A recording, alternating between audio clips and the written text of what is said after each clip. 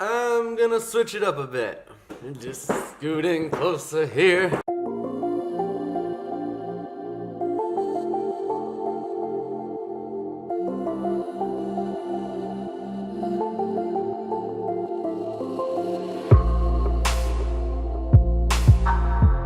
Welcome back, guys, to another episode from Mercutio Rose, coming at you from the beautiful scape of Perth, Australia. But I still have a lot to tell about India, so I'm changing my format. Instead of just giving you a bunch of B-roll and a little hearsay over the top, I want to speak directly to you. India is a beautiful place. Let me just say that from the start. Like, yes, there's poverty and there's trash everywhere on the streets, and there's a lot of poor people who are begging for food, and that can be really conflicting. But it is such a beautiful place, and the simplicity of the whole area, and just seeing how happy people are still in all of that, it brought a huge smile to my face again. And look at that. Oh, it was so good.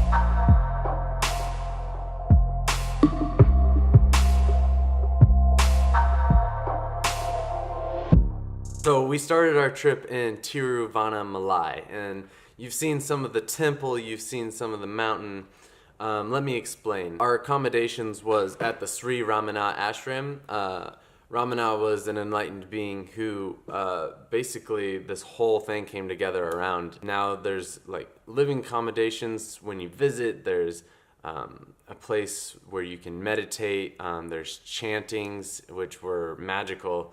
A lot of people would walk around the chanters in the main meditation hall. And one of the things that was like crazy, I tried it out. I walked around and you could just hear this like frequency coming off. And it was so interesting.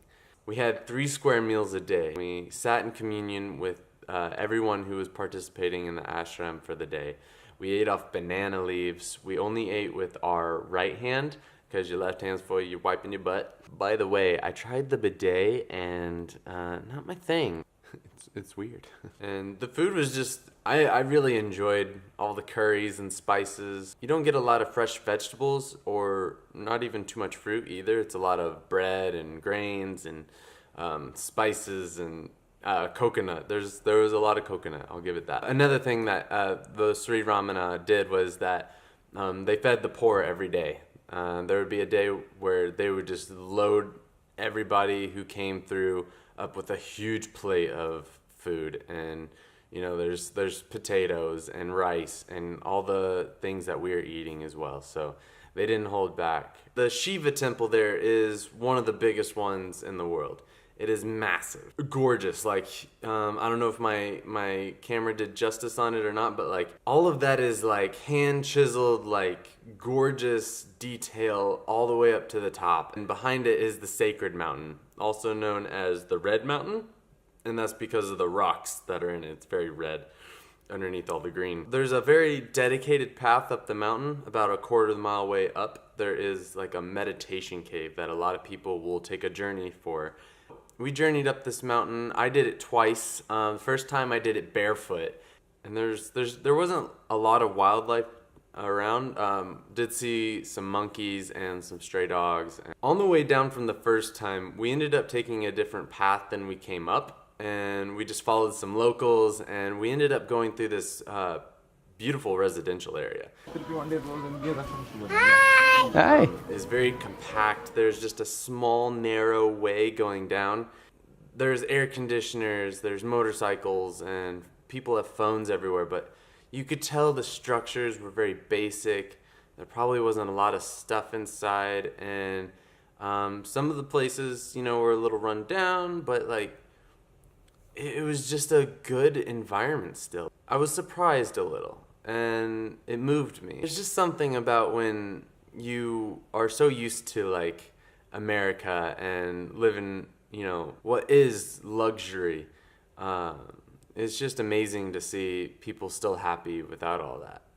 This last year I went through, no running water in the school bus, and, it was pretty cold, no insulation. But these guys had even less, and they are still very happy. What seemed to be very, very happy. And then the second time, I ended up wearing boots. I wanted to film more of the group going up the mountain together and just like getting steadier filmed content. The town itself was just bustling and chaotic. There's a lot of tourism there because of the temple and the mountain. A lot of people make their journey to come see it. I think there was like two really big things that really impacted my trip and just started me off this well in a third world country was, one, I had a purpose, which is this camera and sharing with you guys and just getting to like, also not even just mine and sharing with you guys, but also I'm filming for somebody else.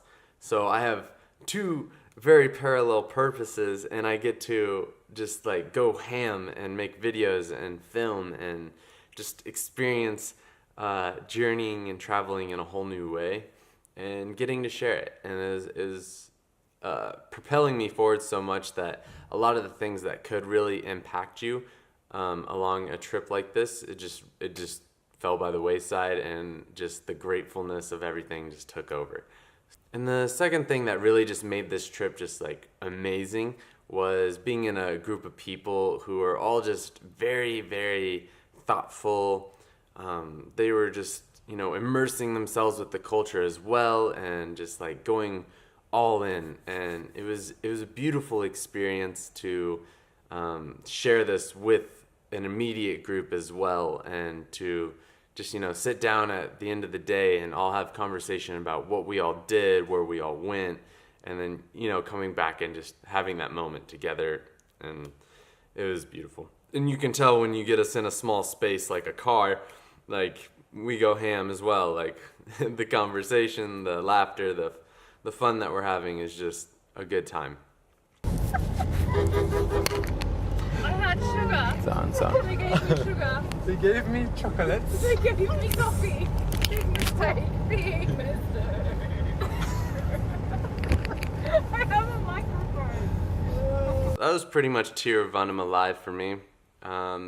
Those are my biggest takeaways. Just being in a large group with people really makes it just a lot of fun, and going there with an intention or a purpose really will like set your trip off in a certain direction that you will absolutely love.